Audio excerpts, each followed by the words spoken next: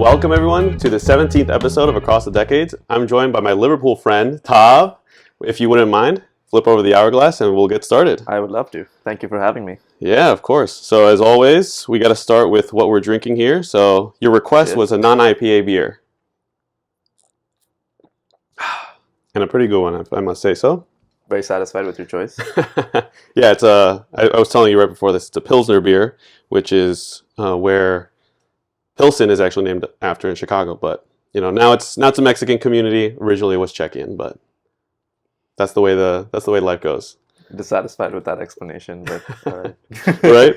But yeah, I guess a perfect place, as always, to start is how we met. Yeah. So I think we met in the summer of 2018, which is 6 years now, which is kind of crazy to say. The summer of 2018 was my first summer away from home. Honestly, one of my favorite summers looking back. And the reason I was away from home is because I did an internship, a college job, or summer internship for the first time. And I came into the summer actually having not that many friends in Evanston. I'll rephrase that. I came into the summer having 0 friends in Evanston, so I was a little bit stressed out about that. But I went to my friend's birthday party right before the summer started, before the school year ended. And I met this guy who was really interested in soccer. His name was Yanish, like this guy from Mauritius who just happened to be in Evanston for the summer as well. And so I kind of latched on to him and he latched on to me because we didn't know anyone else in Evanston for the summer. And we started hanging out a bunch. And I think that Yanish met you on the soccer field one day, if I'm not wrong. Yeah, because I think at the time you were working for Discover. I don't know if you were interning or you were working full-time at the time. Full-time. Cool. Yeah. Okay, yeah. But so Yanish met you on the soccer field and I'm sure that we met on the soccer field as well as a result. And then we hung out at least a few times that summer. Yeah, totally.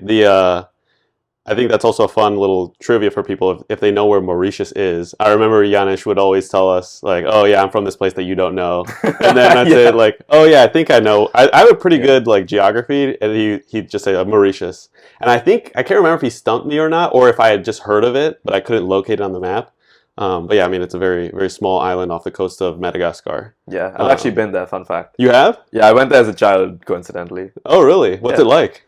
Okay, when I say I went there as a child, I mean like I was extremely young when I went there, but it's like something like 4 or 5 years old or something like that. But I went on a family vacation and all I remember is there being a lot of water sports and beach activities and really good seafood. I remember this one seafood pizza I ate there, which was very enjoyable, but don't ask me for more detail. Yeah, I mean, from what I've seen, it looks beautiful. It's probably not a common destination for Americans, given how far it is. It's probably like on the opposite side of the world. But yeah, I met Yanish because of soccer. So Northwestern is right there. And I forget if soccer was daily. I think it was like after work around 5:30 or 6. I want to say it was daily. Yeah. Yeah. It's like the only thing I had going on at the time. Yeah. I mean, it was like the one way to get some social activity because, you know, I was coming in from full-time at Discover. That was my first year. And I wanted to live in a place that wasn't quite the suburbs, but also wasn't too far because the headquarters is in like off of Lake Cook in Deerfield or Riverwoods, I should say. And because of that, I was like, okay, well, I'm going to look at Evanston. I mean, Evanston's beautiful. It's right off the lake. You know, it's honestly a really great place to be. But yeah, at that point, I was also looking for something to do. And of course, the beautiful game is the best way to meet people. And so... Amen. I forget how exactly it was that I met Yanish specifically, but if I had to guess, it was just like, I don't know, we just 1-2 touch combined, we started chatting a little bit or something like that, and then just started hanging out from there, exchanged numbers, and yeah. Do you still keep in touch with him at all, or have anything to connect with him? So the last I heard from him was that he got a job as a software engineer in London, actually. He had some connection to London. I think he had like either a family member there or a British passport or something. But the last I heard from him was maybe like 2 to 3 years ago. And even 2 to 3 years ago, it was like, oh, I saw his Snapchat story, so I responded. It was not very meaningful conversation. Yeah. That being said, I would totally hit him up if I was in London. I just haven't been there in a pretty long time.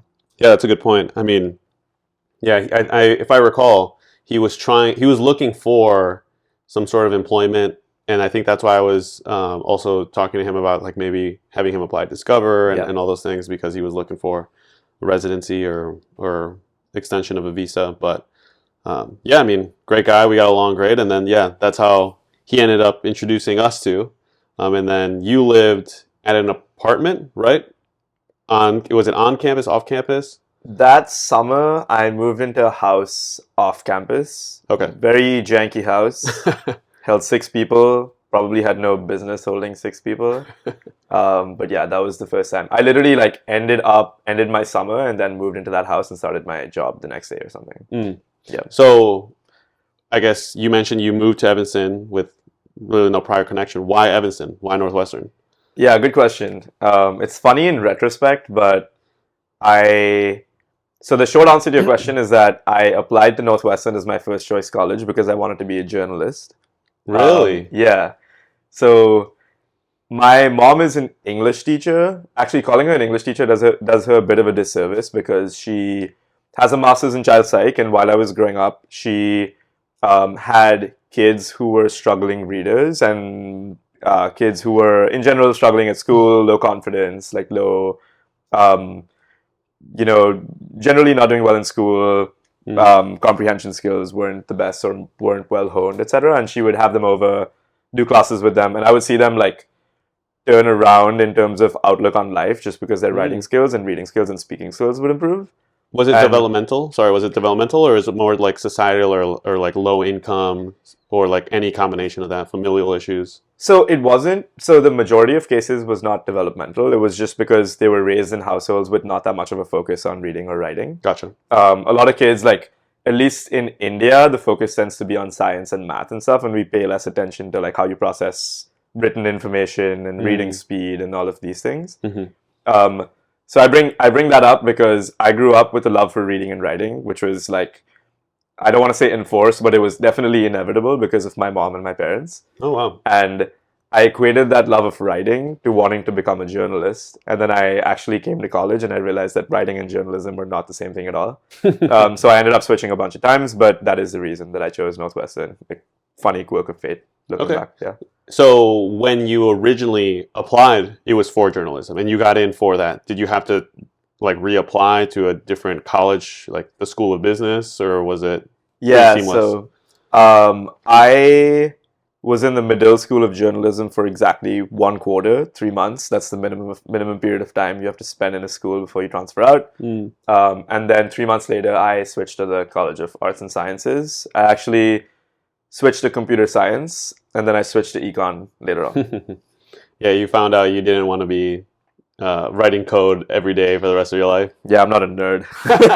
Hey, I mean, you and I are basically the same, right? Basically. You're on the product management side, which is where I'm at, and we actually ended up extending our meetups to when we were at the Merchandise Mart because we coincidentally also ended up there. I forget which company you were at the time, but yeah, I guess now that you're in the product management field, was that something that when you switched into econ, did you know the product management field existed, or did you kind of get the semblance that you wanted to do business, but also within the realm of technology? Interesting question. So, the short version to your question is yes, I knew what I was doing after college when I switched from computer science to econ. The slightly longer version is that the company that I worked for when we hung out at the Merchandise Mart, it was called Digital Authority Partners. It was like a small software consulting company that basically built apps and websites and whatnot for anyone who would pay for them, basically. So that was my first gig. My sophomore year summer, my attitude was, okay, I think marketing and tech is interesting. I just need to find a summer job. Like, I don't care what it will be. I just need someone who will pay me and finance my summer, and I'll learn a bunch of stuff. That was literally my goal. And fortuitously, I kind of ended up working for this company that was run by former product managers. So I spent a summer working there my sophomore year. And again, luckily, they offered me a job literally my sophomore year. They said, you seem like a smart guy. Why don't you come work here after graduation? And so I worked with them part-time during my junior year, interned with them again my junior year, and then I had the whole, this is what I want to do with my career conversation, and that ended up with me landing on product management because I thought it would be a pretty good fit for my interests. But yes, I switched from computer science to econ my senior year, which was after the conversation. So I switched knowing that I had a gig ready to go that I was happy about, which was definitely a factor. Mm-hmm. Oh, I bet. I mean, of course, product management has had its own like hype cycle. I think it's a very, and especially you see online on places like YouTube and other podcasts where it tends to be like a pretty coveted position, and a lot of people will try and work their way into it. And it's one of those careers where I think for a lot of people they get this perception of like you've made it if you make it as a product manager, because from there, I mean, really, it opens up a lot of doors, right? You can continue into maybe something like director of product. You can shift gears to be more on the business side, marketing or wherever else, right? It does lend itself to being a very versatile role. Is that something that you had a notion of, or was it primarily like the compensation? Was it the creativity? Was it wanting to, I don't know, see what the doors had kind of opened and then explore something else? How did you look at it from that lens? You mean when I was picking it as a career choice really early? Interesting question. So I'm going to psychoanalyze myself a little bit. In no particular order, one reason definitely was the hype cycle. Like it really seemed like everyone was talking about it and that it was an interesting gig and difficult to get. And the fact that I had an opening to an interesting gig seemed like a pretty unique experience that I couldn't guarantee I would have again. So that was definitely part of the thinking. The second part of the thinking for me was that you probably know this, but I'm fairly extroverted. Like I like to talk to people. Doing things like this gives me energy. Being on Zoom meetings doesn't always give me energy, but like gives me more energy than a lot of people feel like it gives them. And I knew I was interested in tech and apps and solutions and whatnot, and this just felt like a perfect blend, having first considered being a software engineer, of like my personality type, what makes me happy, and my interests, which was really cool. And then thirdly, the psychoanalysis piece is, in general, for better or for worse, I think I get a little bit of satisfaction being off the beaten path. And I went to a school like Northwestern where the smart kids or the ambitious kids were all trying to be like consultants and investment bankers. And my mind was like, everyone's doing it, so I kind of don't want to do it. And so this path just became a lot more appealing to me. I actually had one of those like, what should I do conversations with myself my senior year, because I ended up like getting a consulting offer and also having this product offer. And like taking the safe path would have been the consulting gig for sure. But I again, like it's a personal flaw or a personal pro, I guess, that I want to do the path less beaten sometimes. Sure. Yeah. And I think that's also just in line from a personality standpoint with what you're looking for on the product side, right? Because if you are looking for the quote unquote more structured, more corporate, I mean, that is going to be investment banking, right? That is going to be consulting, where you are going to have, and again, for better or for worse, sort of hierarchy, a rule book, an approach within guidelines of the brand that you're representing, whether if it's boutique or one of the top four, right? There's a lot that goes into it, aside from your specific role. Whereas product management, depending on where you land, it can be like a really nitty gritty job, right? Like you can really get into a lot of different facets from the business side, from the marketing side, from the tech side. Is it something where, knowing what you know now, do you see yourself wanting to continue the quote unquote traditional product role, or are you, especially now with the developments in the general tech scene with things like AI and automation, or are you looking at shifting gears at all? I would say in general, I'm pretty happy with the choices that I've made. I think I have fun at work and I enjoy what I'm doing. Obviously, not all the time. Today was kind of a crappy day. But in general, yes, I would like to stay in product. I think that a lot of the benefits that you mentioned earlier are things that I've experienced, right? Like having exposure to different things, being the point person for a lot of projects that you wouldn't otherwise be at like age 27 is something that I've definitely experienced and I appreciate. That being said, I think the next thing I want to achieve in my career is not necessarily like role or title, it's impact.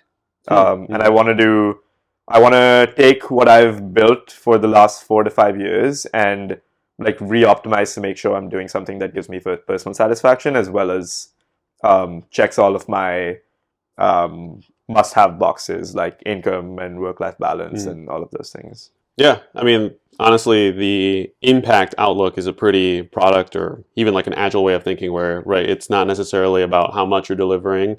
If it's all junk, then who cares, right? It's about is it being used, even if it's less and it's quick. If it's quicker, then that's when you're delivering value, not an accumulation of development that ends up never being used, right? Now you mentioned that you were at the Merchandise Mart at the time, and then obviously that ended up bringing you to Chicago. What was the move to Chicago like? Being the city that it is compared to Evanston. Oh, you mean the move from Evanston to Chicago? Yeah. The move was okay. It was really interesting because I moved in the summer of 2020, which was peak COVID. Ooh. Yeah, exactly. So I moved from a nice house where I was lucky to have a couple of my friends when COVID was kind of escalating to a studio apartment in Lincoln Park. Luckily, like 10 minutes of a walk away from my girlfriend at the time. So I would say it was relatively smooth because I had my girlfriend. We would spend a lot of time together, and it was not like an isolated experience moving to Lincoln Park. Was this on the north side, or was this when you were on the west side? North side. North side, okay. Yeah. But what I will say is that my experience of being like a new grad in Chicago was a little bit unorthodox because I was not going to restaurants and bars every week. I was just hanging out inside and trying to be safe and all of that. I think the actual fun started happening in 2021 when I was able to do more things and explore the city a little bit more. And you've lived in different parts now. You lived on the north side. You lived on, honestly, the region where we're at now, like off of Division, I think.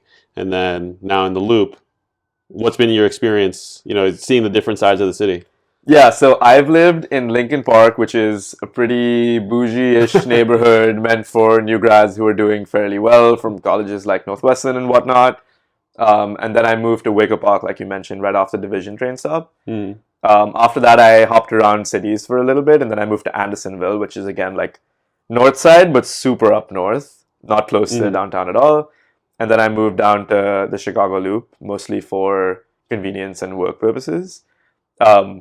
I think my favorite neighborhood was definitely Wicker Park. I felt like it meshed the most with my personality. It gave me a pretty wide variety of options in terms of like places to go out and places to eat and things like that, and just generally seemed very interesting and happening. And I had an endless list of things to do and places to go.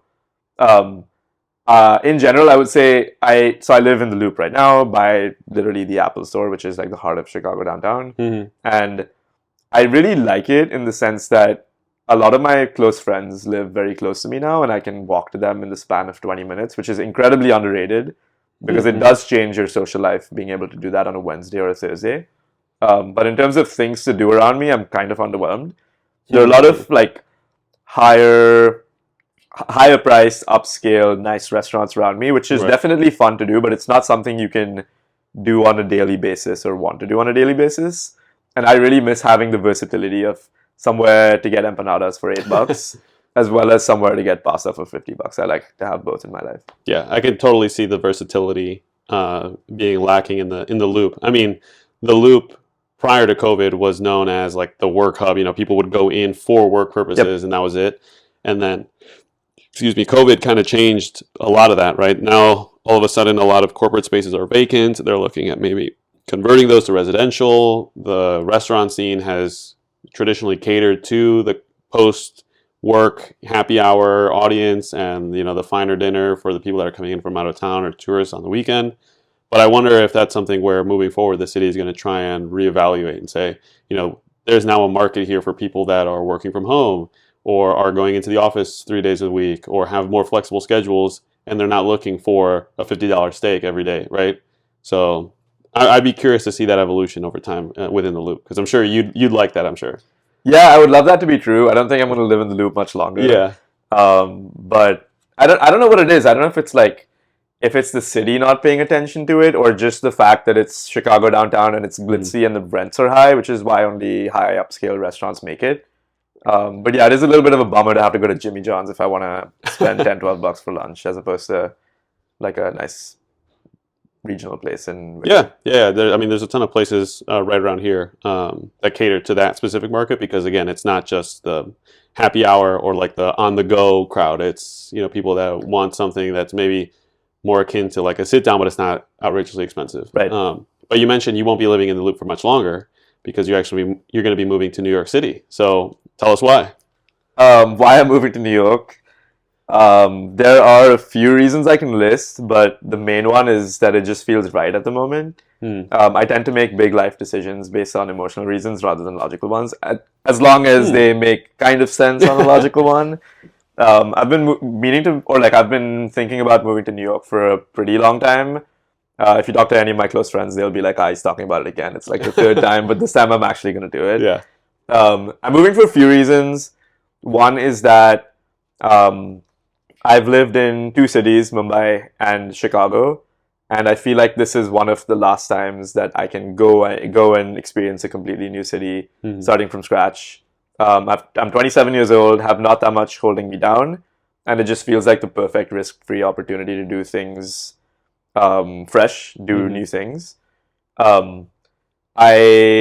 I think in life I'm a little bit too risk averse, and I would like to change that about myself, no matter how scary. And this move will definitely be a scary one for me.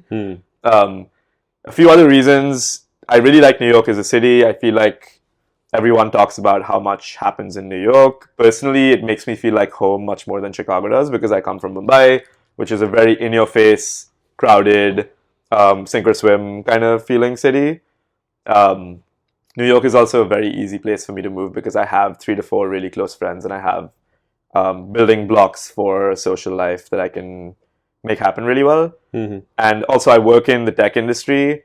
Being completely candid, New York tech is a lot more variety, or it has a lot more variety than Chicago does, and I would love to get involved with things even outside of work that I don't know if I have the ability to do here as much as I do that. Right. Yeah, I mean, that makes sense. And the social aspect, I think, is another just facilitator, right? I think you mentioned also your brother is either there or is planning to move there. Yeah, so that's a crazy story. My brother started his first gig out of college yesterday, working at the same company that I do. Oh, that was yesterday. Yeah, so I think I'm going to end up rooming with my brother in New York, which is like such a crazy story to tell, working for the same company and living together. Yeah, it's going to be like the secondary office. It's going to be the secondary office. I don't know how I feel about that description, but it's going to be the secondary office.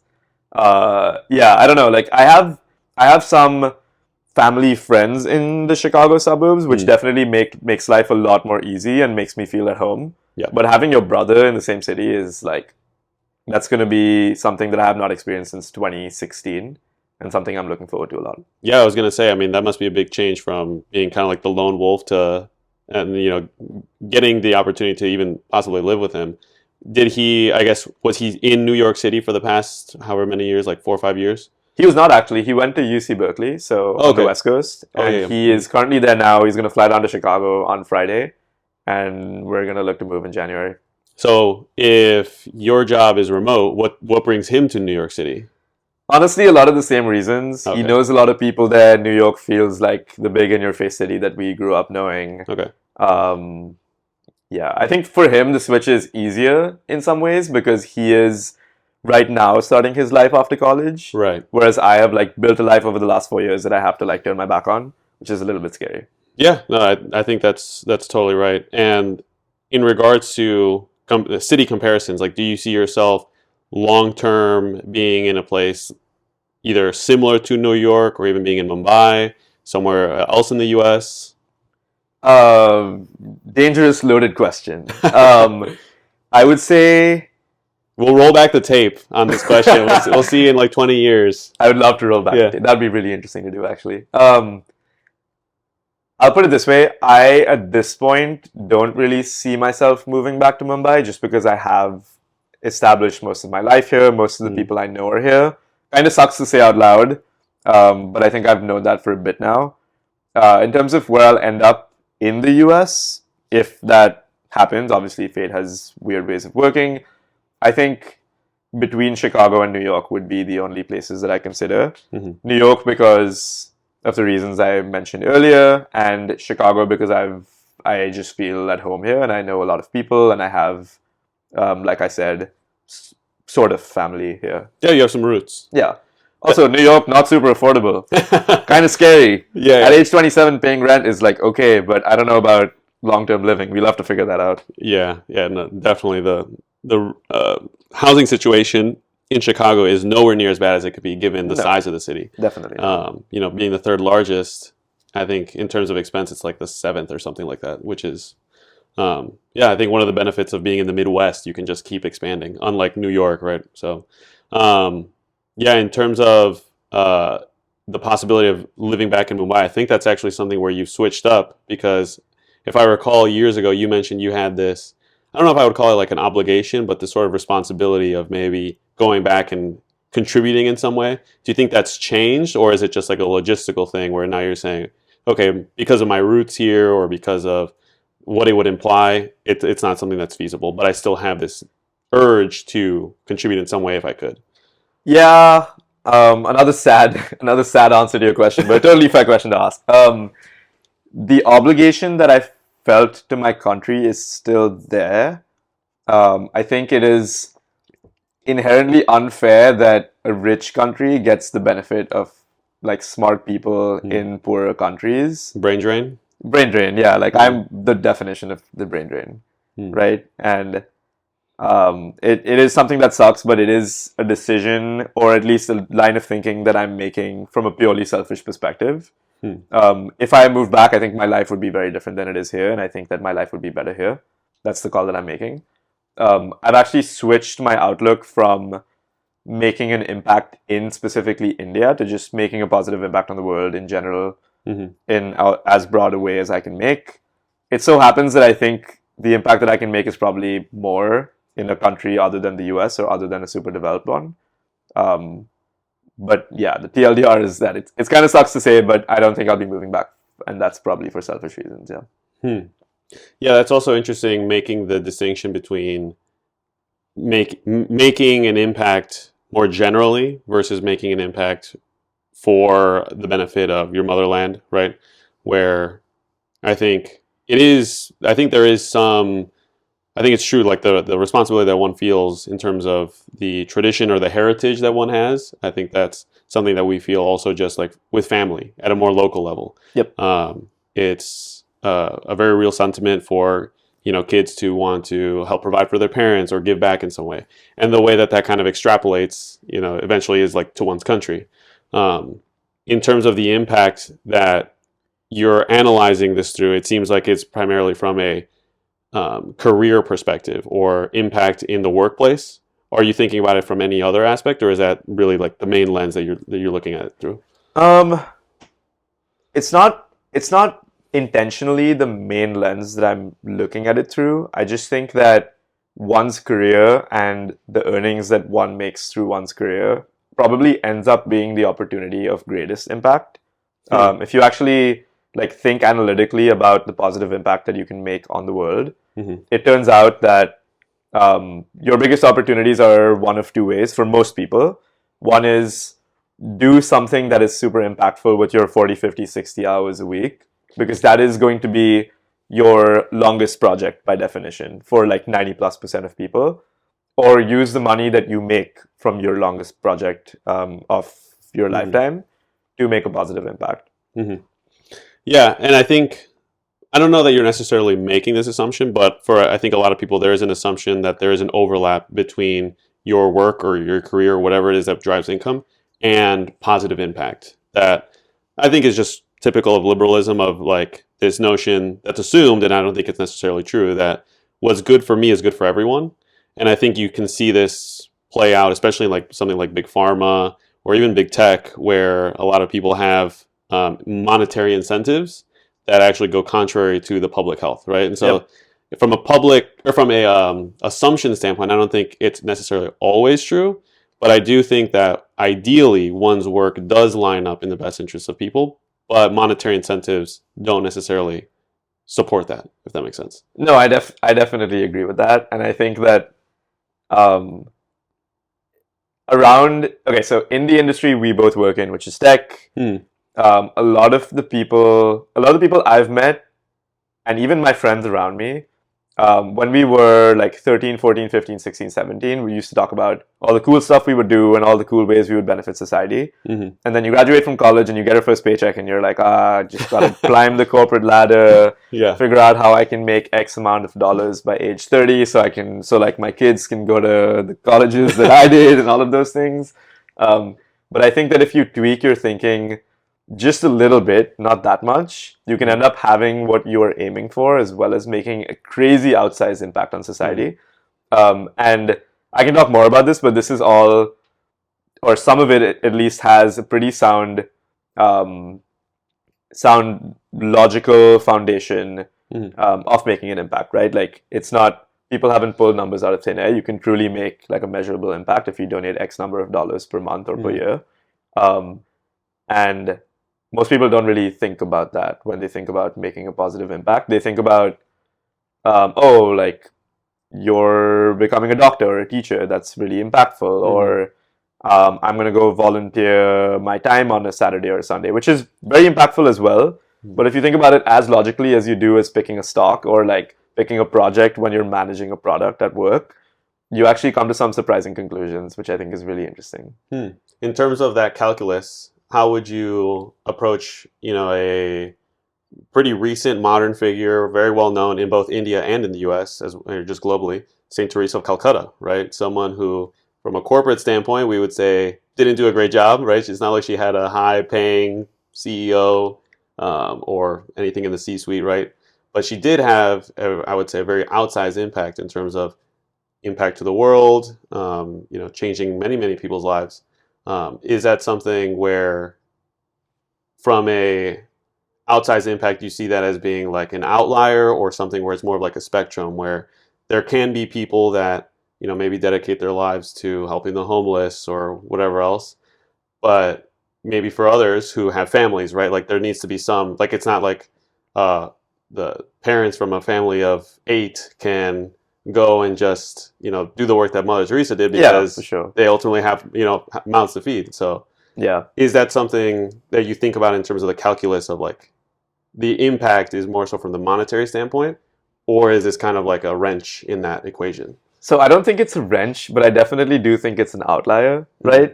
So there's this movement called effective altruism. And actually, before the podcast, we were talking about a silent meditation retreat. The same person who introduced me to that introduced me to effective altruism. Okay. And basically, effective altruism is this like sort of, I'm not going to say that, but it's a movement which basically encourages people to think very analytically about the impact that they're making.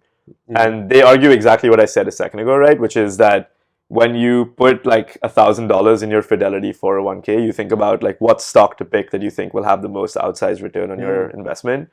But when you donate money, or when you pick a career to do good, you don't think that much, which is kind of crazy. Like, your donations will probably be to a cause you saw a TV ad for, or a friend told you about. Your career to do good will be based on the societal careers that we tend to look upon, like a teacher and a doctor, and cause people at a party to say, "Oh, how noble of you! You're super altruistic." But if you actually look at things from an analytical perspective, that may not necessarily be the best bang for your buck in terms of making a positive impact to the world.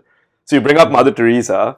I would say, yes, like, Mother Teresa made, obviously, like, a huge impact on the world during her lifetime. But the crazy thing about Mother Teresa is that if you like even attempt to do napkin math to quantify the impact that she had beyond her lifetime, is incredible, right? Like, even now, sitting in Wicker Park doing a podcast, we're talking about her, and she's inspirational, and she probably will lead even the two of us to do things that we probably would not have, at least one time in our lifetime. So if you do similar math, like, you can extend this math to ridiculous levels. But if you read more about the movement of effective altruism, there's a group of like former Oxford PhDs that have written a few books. They're called, I've read 2 of them. One of them is called 80,000 Hours. 80,000 hours is a reference of how much time the average person can expect to spend on working at their desk on a career. And doing good better is about how to analytically reason about the good that you are doing in society. So if you think about doing good from that kind of a lens, you would probably, your conclusion, and this is going to be different for everyone, is probably not to emulate Mother Teresa, but it's probably going to lead you to a different direction. So I'll give you an example, which the example that struck me the most, and it strikes a lot of people the most, is if you compare, we both work in tech, right? I'm going to bring up like a classic tech example. Okay. If you compare a quant trader at Citadel who makes like 450 grand out of college and assume that he donates like half of it every year. I know it's a tall ask. Most traders at Citadel probably don't do that. And let's just say he makes that amount over the course of his career for 40 years or whatever. Okay. And if you compare it to being like a really good doctor in the US on average, if you actually run the math, because the incremental benefit of you donating 200K as compared to the incremental benefit of being a doctor in the US is actually way outsized on the side of the 200K. Mm-hmm. The reason for this is that most doctors, so the way the education system for healthcare practitioners in the US works is that not everyone who wants to become a doctor becomes a doctor. So what that means is that the country, in terms of comparison between doctor to patient ratio, if you compare developed countries to underdeveloped ones, the incremental benefit to society that you're making is not actually the lives that you're saving on a weekly basis. It's the additional lives that you are saving on a weekly basis compared to the person who would have got your job if you didn't exist. Right? Sure. Yeah. Because there is someone at the bottom of the queue who did not become a doctor. The other thing is, there's more math in these books that I'm definitely not an expert on. But according to these books, the average like top medical practitioner in the US saves about 7 to 9 lives over the course of their career, and there's a lot of math associated with that. This is not natural science. It's far from a perfect experiment. If you compare that to doing like very rigorous analysis on nonprofits and donating money to them, and doing some extrapolation about how many lives you can save by donating to the most effective nonprofit, it turns out that you can save a life for like $3,000 to $5,000. So if you take that math and you take the quant trader who donates a bunch of his money towards those causes, you see why the results become kind of surprising. Yeah. My response to that is that I think you're making a category error, meaning there's a reduction to other intangibles to mathematics. So going back to Mother Teresa, for example, you mentioned, she's playing a role after her death, even right now, right? Because we're having a conversation about her. Every day I would carry a prayer card with this prayer of hers. And last week or the week before, I was in conversation with a friend, and we were talking about faith and just things that come up about what happens after this life and all those things. And I shared him the card, and he started tearing up. It was one of those things that really moved him. And I told him he could keep it, and he was, very happy that he could do so. I don't think something like that can be quantified, because what you start to get into is, from a mathematical standpoint, you end up applying it without reason to something that cannot be quantified, right? There's no indication that love can be measured, right? Love isn't something that you can touch, taste, see, smell, or hear, right? It's outside of the senses. And so from a purely optimal standpoint, you may look at numbers like how many people are saved, or how many people are healed, or how many people now are able to be fed. But we are more than just our physical bodies, right? And so from a mathematical standpoint, sure, there is importance to logistical solutions and mathematical implications for, let's say, going back to the example from the quant engineer or the Citadel engineer who is able to donate, let's say, $225,000. What that also implies is a sort of division in one's life, in the sense that one is able to be altruistic with part of one's life and continue on the grind or the hustle in another part of one's life. But I think what's more true is the fact that I'm not Danny in my podcast and a separate Danny at work and a separate Danny in my family, right? It's all the same. There's a sort of unity that comes through.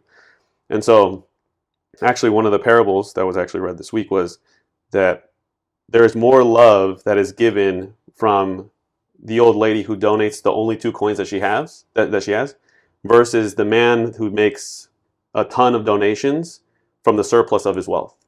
And I think we innately know that there's something beautiful about someone who, let's say, only has enough to cover for their meal later today, and they donate that, than the person who maybe lives on a yacht and has millions of dollars and then gives like $100,000, right? Because I think what that also does is it sort of placates this idea, or maybe not fear, but this conscience within us of wanting to be a good person, and we sort of justify our responsibility to the greater good by saying, oh, well, I'm super rich and I'm giving $100,000 and so therefore I'm a good person, right? Instead of this unitive approach of saying, well, in every single moment of every single day, I can actually help create a better world. And sure, that's not going to be quantifiable like on the back of a napkin with math, right? You can't quantify something like Mother Teresa's impact because what I think it is outside of the realm of math, right? Math can help in saying, sure, Mother Teresa directly impacted these many people because she engaged with this many people and whatnot. But even the conversations that stem from after her life, it's not necessarily something that can be quantified because it'll always be continued. And going back to the notion about one's obligation to one's motherland and family and whatnot, the way that we interact today is going to have repercussions on our kids and our kids' kids. And all those decisions are something that can never be quantified because the impact of which is unmeasurable. So I think that's where, from a category perspective, or from a analytics perspective, I think it's a sort of category error of saying everything can be reduced to math, and I don't think that that's necessarily true. So what do you think about that? That is definitely a common argument against this line of thinking. What I would say is that, so my interpretation of doing all of these readings and thinking about what these people have said is not think about every life decision or every way you want to make an impact and reduce it to math and do what the math says. What I think is important, though, is where applicable to keep the math in mind. Okay. Right? So what you said about the rich person who makes himself feel good by donating 100K when his net worth is whatever, $1 billion, Sure. as opposed to the old lady who donates a couple cents and that's all she's able to donate, maybe more than she's able to donate. I would say that that's a fair argument, but the flip side of that argument is, are you feeling good about yourself because you are donating to an NGO that you saw an ad for on television, when actually maybe your dollar could have gone a lot further if you did a little more research, which you do in other areas of your life. Again, my interpretation of these books is not that they are meant to be preachy. It's just that they're making this overarching point, right? Like that we make a lot of important decisions in our lives based on analytical and rigorous thinking. Right. And being altruistic is absolutely no exception to that. I agree. And I'm actually going to share a very controversial opinion that not a lot of people know about how I steward my money, which is I agree. I think that money is a responsibility, that it's not something where we can just hand wave away in terms of the impact that it has. Because I think, let's just take Big Pharma, right? I think for a lot of people, it's a pretty commonly held opinion that, maybe they don't always have our best interests in mind. And that's not necessarily because they're malicious people. It's just because of the money incentives, right? Yep. I think it just makes sense for pharma to promote pharmaceutical products because that's how they make money and they can make more products. And so it's not necessarily a bad, evil people. It's just the way that the system is set up, and that's totally logical. However, for those reasons, the way that I steward my money, I do not invest in a 401k and I do not invest in any stocks because while I could take the time to do my investigation and analysis about how my money is being used, I do not feel comfortable knowing that my money could be put to bad ends. And I would feel responsible for saying, okay, well, if I am putting my money in, let's say, a big pharmaceutical company and they do something evil, to what extent am I responsible for having actually funded that or led to the exploration of that and then its application? And so I actually choose not to, and I think it's better in most cases for people not to. Again, people can make their own financial advice or can take it as financial advice or not. But again, if it's a reduction to purely maximization as a sort of mathematical principle, then sure, maybe I'm not making quote unquote the most money, although Bitcoin is going up. But that's also part of the analysis of saying, okay, well, it's more than just how much money am I getting? Am I getting the 7% annual return on the S&P? It's actually, okay, well, if I'm investing in companies like big tech, I won't name any, but big tech or big pharma that are very controversial and maybe don't keep the public interest in mind always, which again is just the nature of business, then why would I, with my dollar, support or kind of vote to promote whatever activity it is that they're promoting? So, I think I agree that there has to be this sort of research and stewardship. And of course, we can't go crazy over it because it's easy to fall down the rabbit hole. Yep. Agreed. But the approach that I would take is not do this and then, or like be altruistic in this sense and then grind and hustle in the other sense. It's bring the two together, and in every facet of your life, whether you're sacrificing monetary gain or not, you need to do the right thing always. And so that may cost you in terms of financial security or whatnot. But if everyone were to do it, and ideally people would, then you drain the resources for people at these big corporations that are monetarily incentivized to do things that maybe go against the common good. So, what would be your thoughts on that? I think so. That makes sense, and I definitely agree with the both the logic and this. Well, I agree with the sentiment of doing that. I just think that it's a very optimistic take to think that everyone would do it to even a degree that would make an impact to these kinds of companies. Yeah, I'm actually going to quote the late Cardinal Ratzinger, aka the late Pope Benedict XVI, when he was asked in an interview if he was very optimistic about the future. I think a lot of people expected him to say yes, being a Christian, of course. And he said, no, not at all. He said, I'm not optimistic because to be an optimist is to be unreasonable. And our faith is one of reason. And what he actually is he's hopeful. That hope is not only a virtue, but it's actually a theological fact that we can aspire to the better way of living, not through this sort of false reasonable, or this unfounded optimism of just deluding myself into thinking things are going to get better, but in saying, it's not whether other people are going to do it that justifies my actions being good or bad. I'm going to do the right thing, and hopefully I can be a light for others, because, the example that one sets is hopefully going to influence others, and even if it doesn't, that doesn't necessarily stop one or should prevent someone from doing the right thing. That is true. Can't disagree with that. Mm-hmm. So it's the approach that I take is, sure, I'd like people to do it, and ideally people do, and sure, ideally people don't steal or don't commit adultery or don't whatever else, right? But just because others don't doesn't necessarily, I think another way of phrasing it is abuse of the law doesn't negate the use, right? Just because people can abuse the law, you don't suddenly revoke the purpose of the law, right?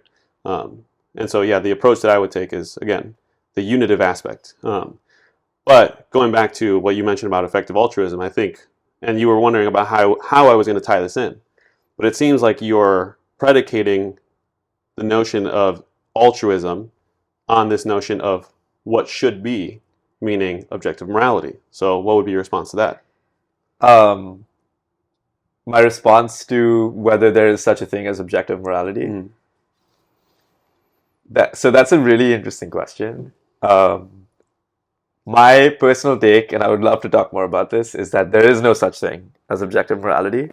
There just exists some truths that we as a human society, or an American society, or however much you want to drill down, have accepted to be the norm. And for a lot of cases, I think this is extremely good, right? Like, I think we can both agree that if we found $5,000, assuming these people's math is correct, if we found $5,000 lying on the table in front of us and we donated to creating a mosquito bed net, that's probably a good thing, right? Like, if whether or not you believe it saves a life or not, it makes a positive impact. But my reaction to that would be, yes, of course, I think it's a good thing.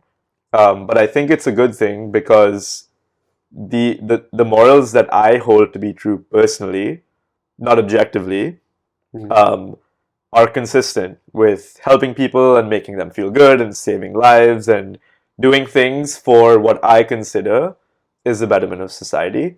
But no, I think very few things are objectively true, because that would imply there is something or someone or some energy creating these objective truths that obviously transcend even humanity. Right. Right?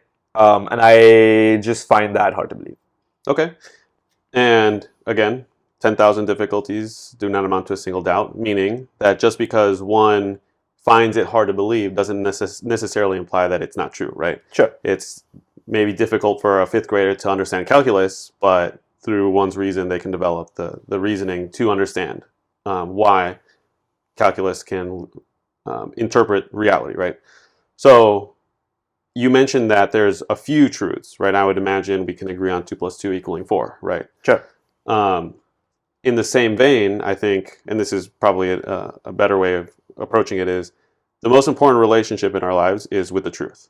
Now, what that means is a lot of people can come into this realization that maybe my relationship with myself is the most important relationship. The reason why I would argue that the truth is more important is because whether or not I like that that wall exists, if I don't think it exists and I walk into that wall, reality is going to strike me, right? If I don't believe that the knife is sharp and I grab it by the blade, it's going to hurt me, right? So to a certain extent, just for self-preservation purposes, we agree that acknowledging that reality exists and is something that has ramifications on myself is more important than prioritizing myself. Because if I were to prioritize quote unquote myself at the expense of reality, I'm going to hurt myself. And so that's actually self-defeating, right? Sure. So now, if truth is the most important object in one's life, or thing to come into relationship with, then we have to acknowledge, again, truth exists. 2 plus 2 equaling 4 exists. Men and women exist. Physical structures exist. At what point can one say that something, like, is it reasonable for someone to say that math doesn't exist, right? If 2 plus 2 equals 4 for us here, does it not equal for someone in Mauritius, for example? Directly answering your question, no, it is reasonable to assume that yes, 2 plus 2 equals 4 Right, in Mauritius. So what I'm getting at is, like, it's a universal, right? So it's outside of any particular place or time, right? It's not contingent on the physical world. Regardless of whether you have the ability to count, yes, I agree that if you found 2 stones and you added 2 more stones to that collection, I would agree that there are now 4 stones, yes. Okay. Yeah. So would you agree that there are any acts that are objectively, the easier one is just objectively wrong? For example, murdering an innocent life. So 2 answers. One is no. I don't believe that. And the second is, I don't know what objectively wrong means here. Okay. Really? Like, well, the example would be like 2 plus 2 equaling 5 is objectively wrong, right? Yeah. Yes, I agree. Because, so I would distinguish between math and morality, because in math, society has defined rules. And if you break those rules, then things start to fall apart, right? Like, things start to not make sense anymore. Why is that bad? Because math is a tool of understanding the universe. And if you use the tool wrong, like if you use the handle of a knife to cut a slice of bread, it's not going to work. Like, it's not inherently wrong, it just won't do what it was intended for. But where do you get that it's intended for that, right? Aren't you presupposing the fact that there is an orientation for something? I am assuming that math is a tool with which to understand the universe, but I think that is a reasonable assumption to make. Why?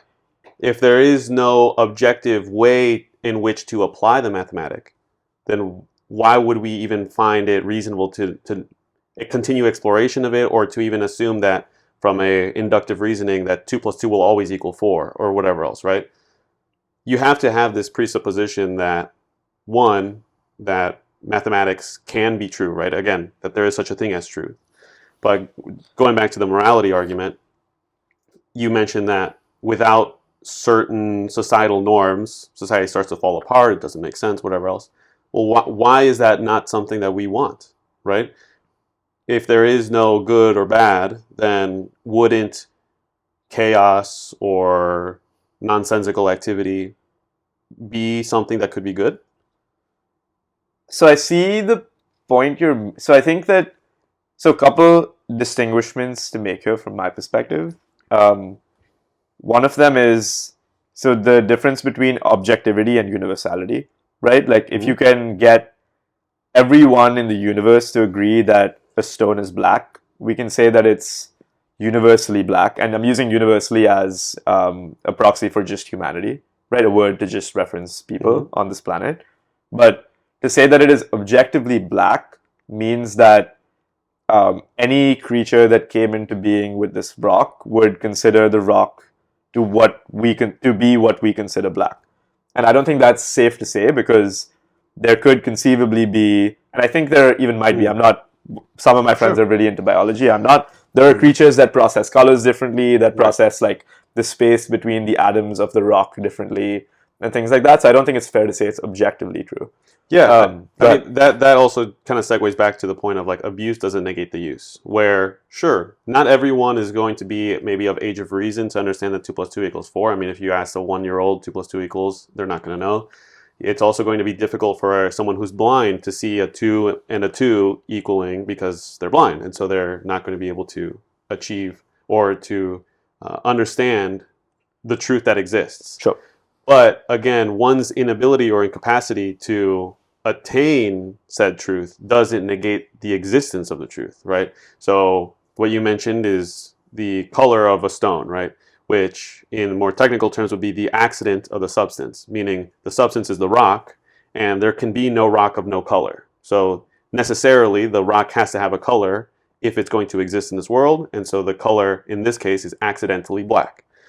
Now, black in this case is, again, sure, it's dependent on human beings being able to perceive that, but we have to acknowledge that that thing exists independent of our perception. Otherwise, there's no way for us to correct others, because if that thing doesn't exist independently, then I can say it's blue, you can say it's red, someone else can say it's green, and there's no ability for us to correct one another because the perception of the thing is what matters.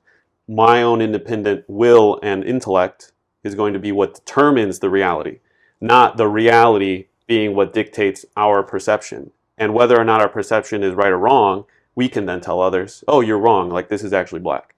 But going back to the animal perspective, sure, maybe animals are colorblind or, whatever else.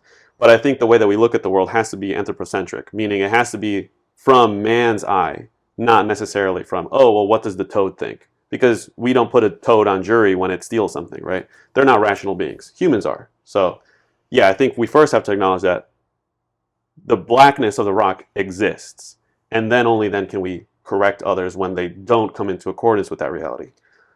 What I would agree with is that because of the composition of the rock, the frequency at which light enters our corneas makes it seem a certain way. And that certain way is shared by the vast majority of humanity, as some people are colorblind, like you said. I don't think it is fair to say the rock is objectively black. I think it's fair to say that when looking at what we consider a rock, humanity can, based on the constructs that we've created, agree on the color that we think the rock is. Like, again, it's objectivity versus universality. Okay, right? Objectivity versus universality. What about more fundamentally? Can we agree that the rock exists?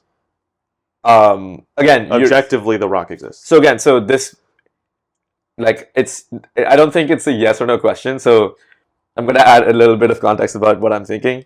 When you say the rock exists, it also becomes a matter of language, right? Like when you say rock, you mean something. Right. And in general, when you say rock, I agree and understand what you mean by the word rock. And taking that definition into account, yes, we can say the rock exists because when we both kick the rock, we will feel something on our toe.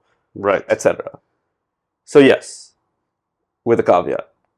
Well, but I don't understand what the caveat is. Like, the caveat is that the rock, what we call a rock, what we perceive as a rock exists in some shape or form, yes, for sure.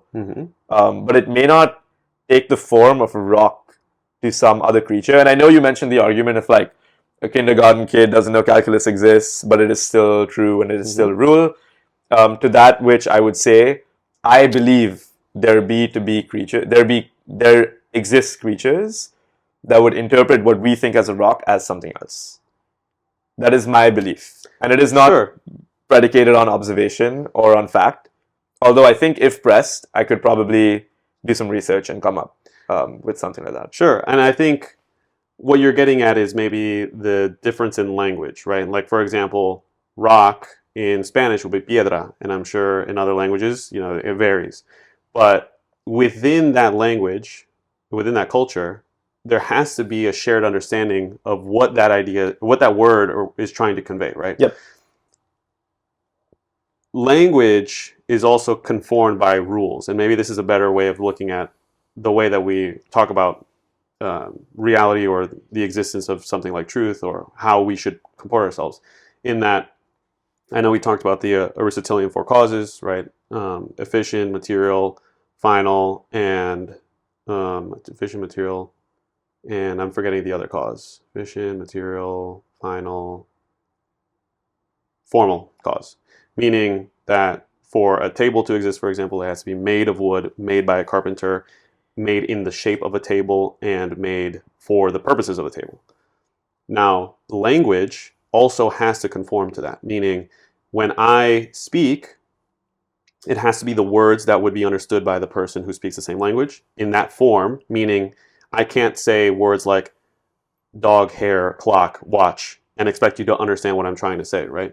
So it has to have a certain form in a certain rhythm. I can't, from an efficient standpoint, I can't put like all the words in one. Like if I were to write them all without spaces and on top of each other, right? From a written standpoint, you wouldn't be able to understand it. It has to be written in a certain way, Sure. in a certain path, said by a certain person, meaning a human being, right? A dog's never going to say it. And the final, meaning it has to achieve a certain end. And I'm trying to communicate a certain idea. Now, if you deny that there is maybe the existence of things, depending on whether it's accidental or substantial, but more importantly, like that things have a purpose or a reason, then why couldn't someone just speak to you in gibberish and say, well, there's no reason for me communicating because there's no reason to things writ large, right? There's no quote unquote objective purpose or objective morality or objective end to the things that take place in this world. So why do I quote unquote need to communicate in a way that seems to imply that there needs to be an end? I don't think the way... Oh, sorry, I didn't... Well, yeah, I was just going to say, if we saw someone who was speaking gibberish, I mean, we try and correct them, right? Yeah. But that also, again, seems to imply that there's an end or a reason or finality to how one is supposed to communicate. I think, so that was... You mentioned a lot of ideas, and I think that when you see someone speak in gibberish, it is reasonable based on our past experience to assume that that person is attempting to communicate something, right? And when we see a person failing to do what they want to do, a reasonable attempt at making them feel better or to understand them, and understanding people is like a core human desire, is this attempt to fix their language, right? I don't necessarily agree with the four causes that you mentioned. And I don't, again, I think that I'm a little confused about what the implication of the four causes has to objective truth. I might have lost you a little bit there. Sure. But I can think of some cases in which the four causes don't have to be true for something to exist, for sure. Okay. So I guess going back to the objective truth, right?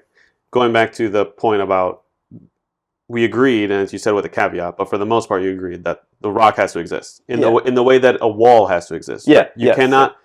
If your philosophy indicates that this wall doesn't exist, you're not going to be able to walk through that wall, right? It doesn't matter what your philosophy is, the wall's going to be there. Yeah, I agree with that. So getting back to the point about reality, for something to exist, for example, it has to have an accident, right? For a brick to exist, we can think of, or let's use rock. For the rock to exist, you cannot just think of rock in the abstract and apply that to reality. Like when we see a rock, the rock always has a color. It always has a texture. It always has attributes that when we think of a rock, sure, we think of rock in the general form, and that's where the causes are, right? You think of it in the general form of what a rock is, and maybe you think about it in a certain environment, or if I say like, what does a rock do? Like you can think of it being used for certain purposes, in a certain environment, whatever else, right? And then we give it its finality as human beings, right? Because a rock by itself doesn't have a purpose. Only insofar as a human gives it a purpose does it then achieve it. But if you agree that a rock can exist as objective truth, then how do you circumvent the notion that for it to exist in reality, it has to objectively also have things like color, right? Because you can't have a colorless rock. You cannot have a colorless rock because the definition, like we have ascribed the definition of color to everything. Like it's almost, like it's almost by definition. Like it's Yeah. the same thing as math, right? Like humans have stated that 2 plus 2 equals to 4, and it's a rule, it's an axiom. Yeah, and In the it's same true way, yeah, it everywhere. is, but it's true because it's an axiom, right? Like we think our minds can only comprehend that it makes sense because we have taken it as a universal fact of the world, and it's the same thing for color. Like if we define color to be, or I'll give you an example, right? Like instead of rocks, let's talk about liquids. Okay. A glass of watermelon juice is red. A glass of Diet Coke is black. Sure. We describe a glass of water as colorless. Mhm. Like that would be an acceptable use of the word colorless, right? And that's only because what we have seen with our senses is something that we've ascribed to be different than other colors by definition. Hence the phrase or word colorless. Mhm. Does that make sense? I mean, for certain things like liquids, yes, but for a rock, you can't have this rock without any sort of color ascribed to it. I think, sure, there can be things that are see-through, right, that maybe don't have color in its sort of like traditional sense, but it's not like it can't, the color, the accident of it can't exist. Like for example, there can't be a rock without texture. No matter how you think of a rock in reality, it's going to have a certain friction ascribed to it because it exists in reality. And so what I'm saying is that texture necessarily has to exist because it exists in this reality. And if someone were to, touch this, maybe very hard or sandpaper-like rock and said it was smooth, I would have to correct them and say, no, in reality, it's not smooth, right? Either you have a deficiency with your touch, or you have a deficiency in terms of your understanding what smooth means. I agree with that, yes. But again, the distinguishment I'm making is between, in reality, the objective truth, and what humans perceive to be true. Like it is, so you perceive something as rough when the texture of something is inconsistent enough that you can perceive it with your fingers, right? Like it is possible, and again, I agree with the argument of like it is possible doesn't mean something is not true. Totally agreed. But I think that it is extremely likely that another being could run their hand across a rock and the same texture that we consider to be rough, they consider to be smooth because, I don't know, they have a lack of sensory neurons on their hand or something like this. But again, that's kind of circumventing the argument because you're looking at it not from the lens of a human being, which I think this universe is centered around the human experience, and talking about maybe another animal that's not rational, right? Maybe for a gorilla, they feel that and that's, oh yeah, that's no different than a smooth stone. But that's a gorilla, right? We're talking about from a human, the human experience, being able to correct someone, because going back to morality, you might remember Harambe. Harambe, a gorilla, unfortunately was killed for putting the threat or threatening the life of another human being, just or unjust. But if a gorilla were to kill a human being, we do not take that gorilla to trial. No. Because that would be unreasonable, because that animal does not have rational judgment and intellect, right? We do. So what that implies is because of the fact that we can put people on trial, we innately know that everyone has the capacity to make moral or immoral judgments. And their ability to attain those moral or immoral truths can be limited, right? There may be someone who is psychotic or has schizophrenia or something like that. And the just reprimandment for that person isn't to throw them in jail and incarcerate them, but to give them the maybe healing or medication or therapy that is required so that they can then attain the moral truths. Because we acknowledge that people can be deficient in their ability to attain moral truths. But that doesn't, again, negate the fact that there are such things as moral truths. Because only then can we correct people. So again, a few, at least distinguishments from my perspective, and obviously respectful disagreement. Sure. So then let's take the definition of objective to just be in the context of humanity, because that does change the game a little bit for me. Okay. But even when you change the game, I would say that there are certain truths or certain rules that we think as a society, like again, human society, American society, let's just take American because we follow the same federal legislation, to be beneficial to society and be rules for now, right? Like someone in the 50s could be arrested for a crime that they would no longer be arrested for, like the possession of marijuana or like prohibition or any of these things, right? And it's something that humanity or like people in the United States of America held to be true at that time and said, okay, that's not something that's good for society or something that's not right, which they no longer think is true. And I think that kind of illustrates my example of truths being subjective, right? Like as years progress, legislation changes, laws change, because our interpretation of what's right and wrong also changes. And if our interpretation of what's right and wrong changes, that means that either means that there is no objective truth, or that means that we are taking a really long time to find that objective truth, or that we don't have an understanding of that objective truth. I would disagree in those being the two outcomes, because I think it fits squarely into what I outlined as humans know that there's objective truth, but the ability, certainly at an independent level, but at a societal level too, if you extrapolate it out, to attain those truths can vary. So again, certain individuals may commit a crime, but because they're schizophrenic, they do not know what they're doing, and so therefore they're not culpable. Yep.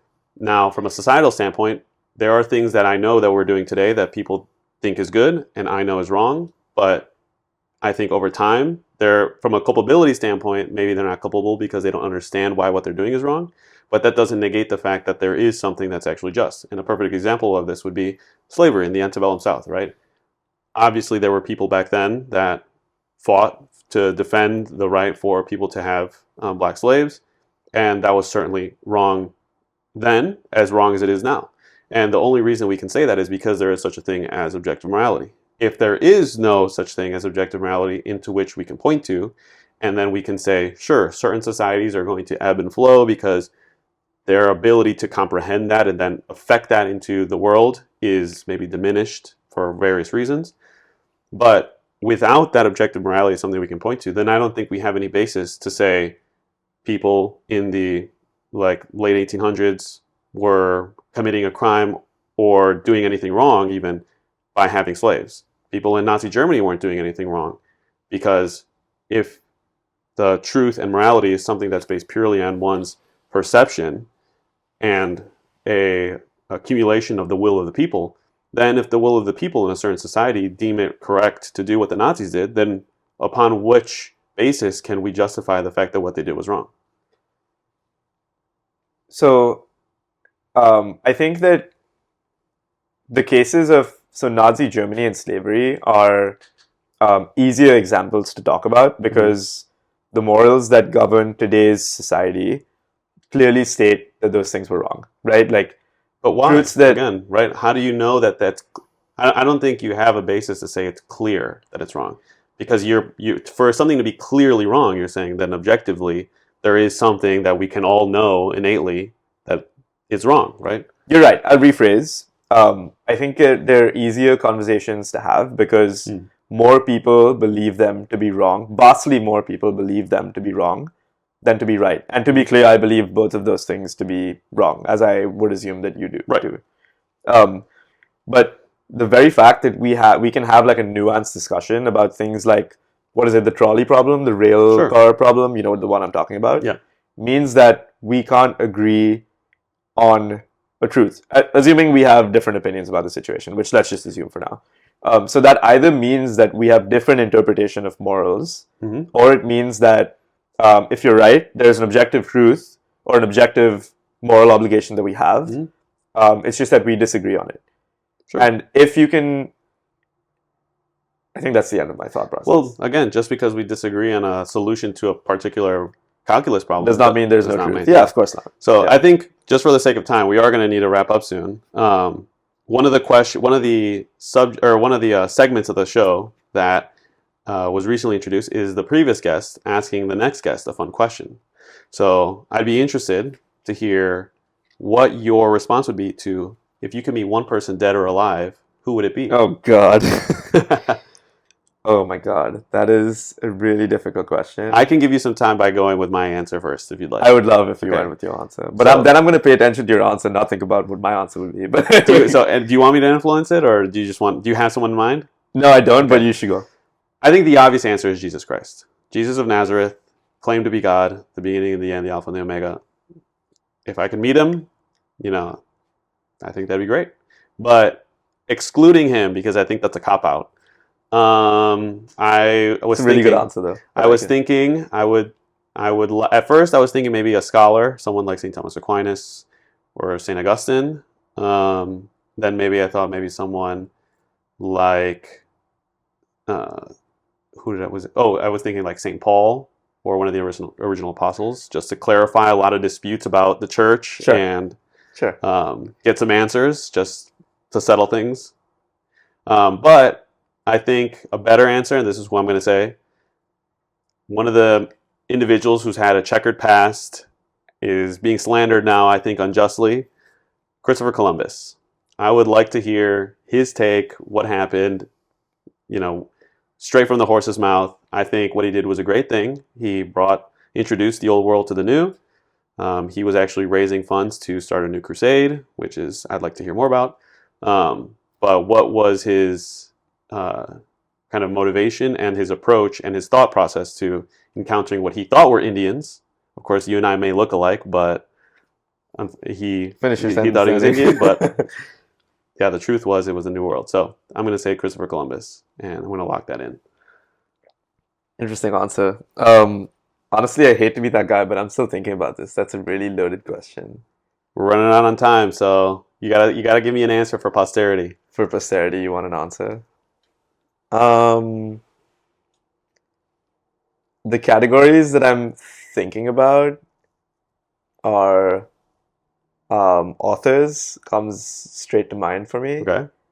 Someone like Shakespeare, Dante, Tolkien. Yeah.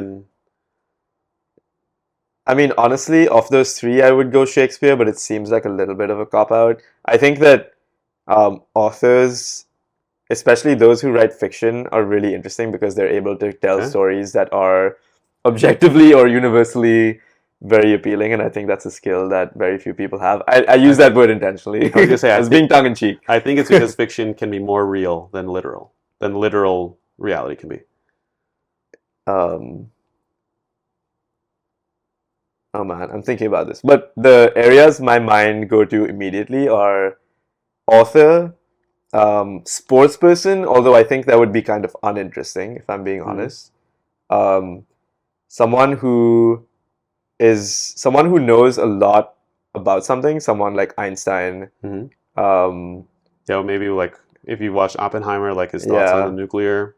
Yeah, someone like Oppenheimer, maybe like a moral philosopher like Kant or someone. Oh, Kant. Don't do Kant.